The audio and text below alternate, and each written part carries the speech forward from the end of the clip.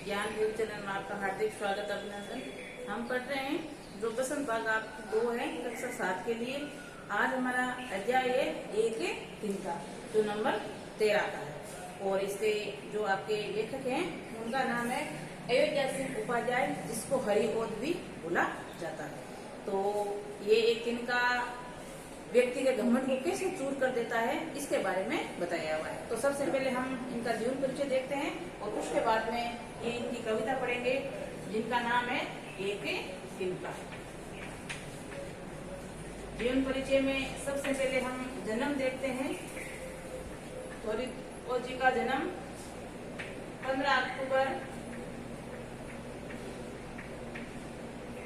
1865 ईस्वी में, स्थान उत्तर प्रदेश,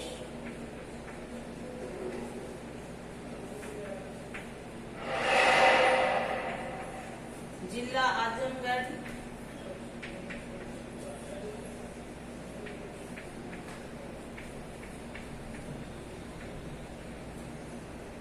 के निजामाबाद में होता है।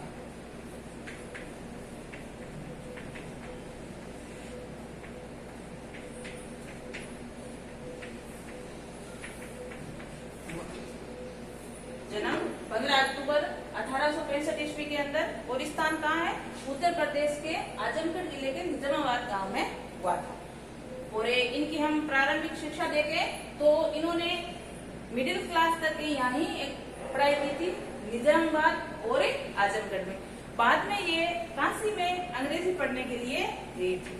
तो काशी विश्वविद्यालय में गए हैं और किसका अध्ययन करने के लिए गए हैं? अंग्रेजी का, ठीक है।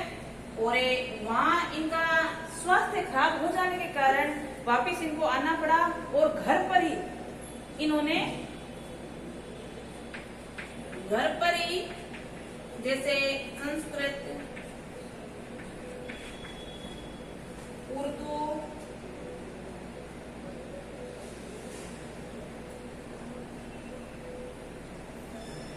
फारसी एवं अंग्रेजी का गहन अध्ययन किया। वहां से इनकी तबीयत खराब हो गई तो काशी से वापस आ गए और वापस आने के बाद इन्होंने घर पर ही इन भाषाओं का गहन अध्ययन किया। और ये जो निजामाबाद है वहीं पे 1885 ईस्वी के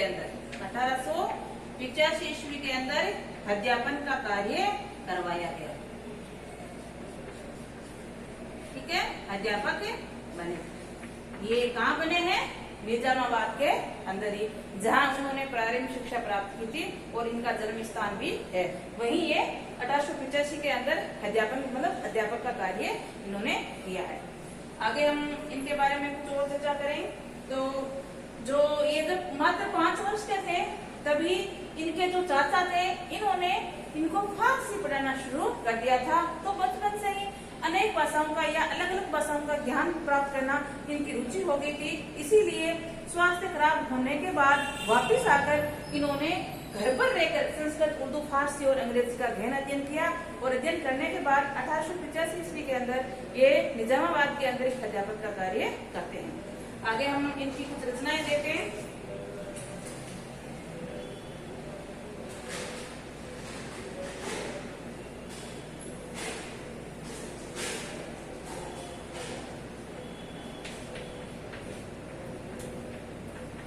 तो रचनाओं में प्रिय प्रवास, कवि सम्राट,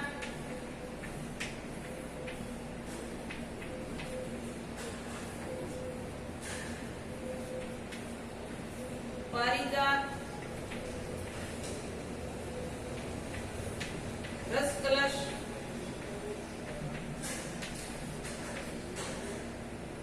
ये इनकी मुख्य जैसे अधखिला फूल, काफी इनकी रचनाएं हैं।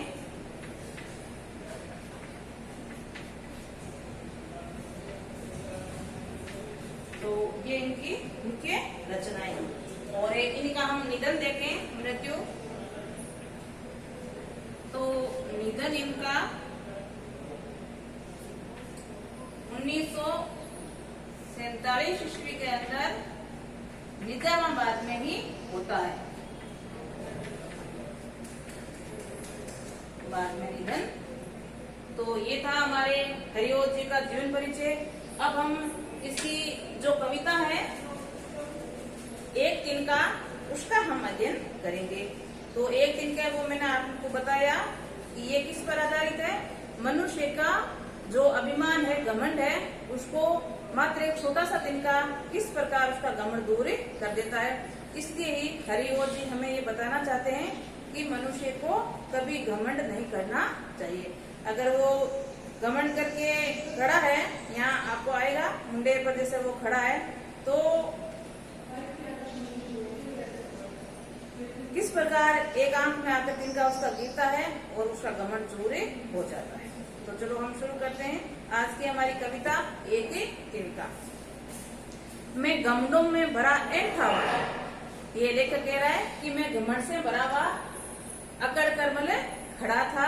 एक दिन जब था मुंडेर पर खड़ा। मुंडेर क्या होता है?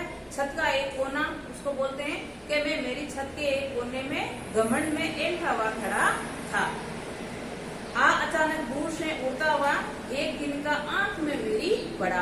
तभी क्या होता है? अचानक दूर से कोई एक छोटा तिनका उड़कर आता है और लेखक की आंख में गिर जाता है। तो देखो, तिनका गिरने के बाद लेखक की क्या स्थिति होती है। मैं झिझक उठा, हुआ बेचैन सा। जैसे ही आंख में तिनका गिरा तो लेखक झिझक गया और बेचैन हो गया। आपके भी इस प्रकार की घटना कभी हुई थी? आंख में अगर कोई छोटा सा कचरा भी गिर जाए या मिट्टी का कण गिर जाए तो हमें बेचैन कर देता है। जब तक वो आंख से बाहर नहीं निकले तब तक हमें चैन नहीं आता। यही घटना क्रम लेखक के साथ हुआ है।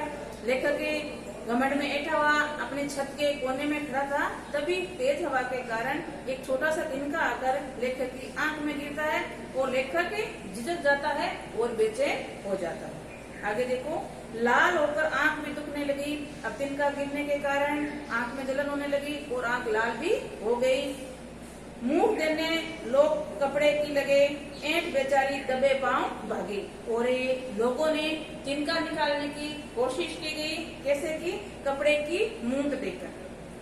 और जैसे ही इस प्रकार की स्थिति हुई तो लेखक कह रहा है कि मेरा जो घमंड था, ऐंठ था, वो दबे पांव मतलब निकली गई, वो वहां से चली गई। आगे, जब किसी ढब ने निकल तिनका गया, काफी प्रयासों के बाद जब लेखक का तिनका आंख से निकल गया, उसके बाद में देखो क्या होता है। तब मैं समझ में यूं मुझे ताने दिए। समझ का मतलब यहाँ बुद्धि से है। लेखक कह रहा है कि मेरी आत्मा, मेरी बुद्धि ने मुझे ताना दिया। क्या ताना दिया है? ऐंठ था, किस लिए इतना रहा? एक तिनका बहुत है तेरे लिए। कि तू इतना घमंड में क्यों ऐंठा हुआ था या क्यों खड़ा हुआ था? तेरा घमंड तोड़ने के लिए तो केवल मात्र एक छोटा सा तिनका भी काफी था। तो ये आपकी बिल्कुल छोटी सी कविता थी, लेकिन इस कविता से हमें क्या सीख मिलती है? कभी किसी को घमंड नहीं करना चाहिए।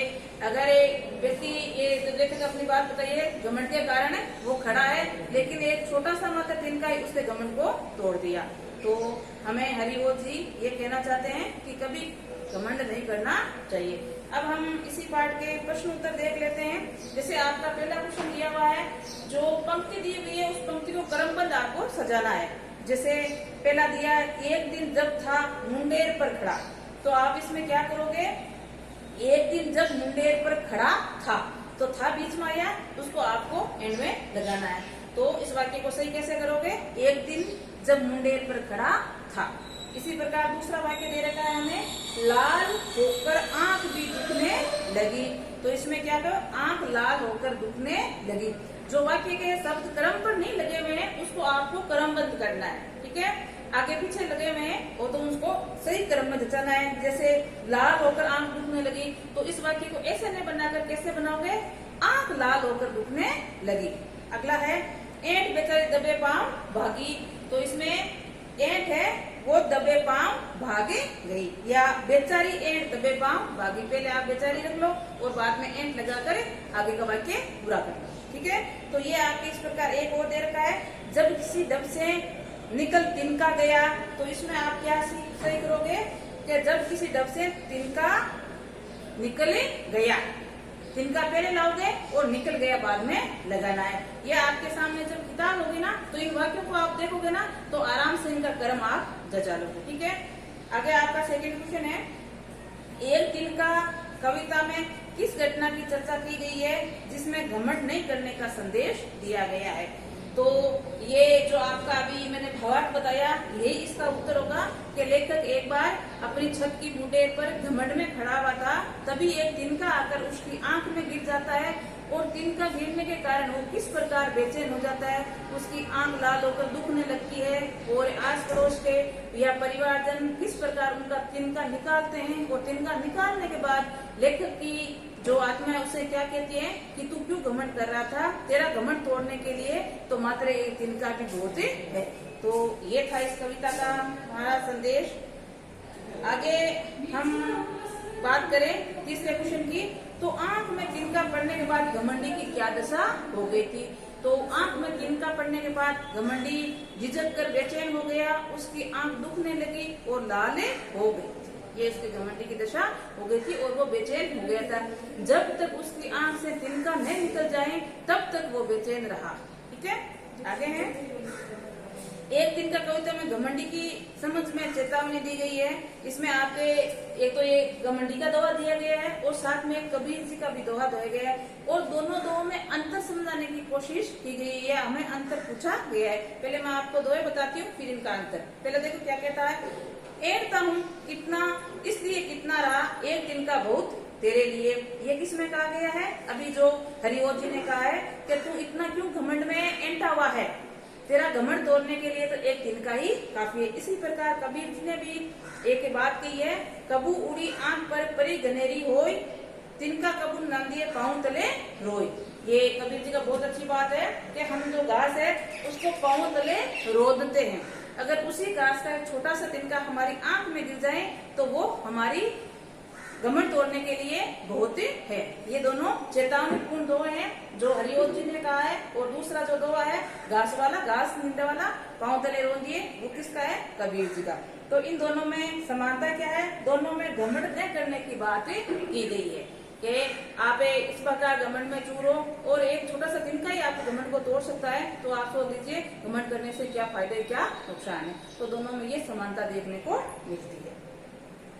तो ये थी आपकी कविता जो हरिओम जी द्वारा लिखी गई है, बहुत सुंदर कविता है, एक छोटा सा तिनका।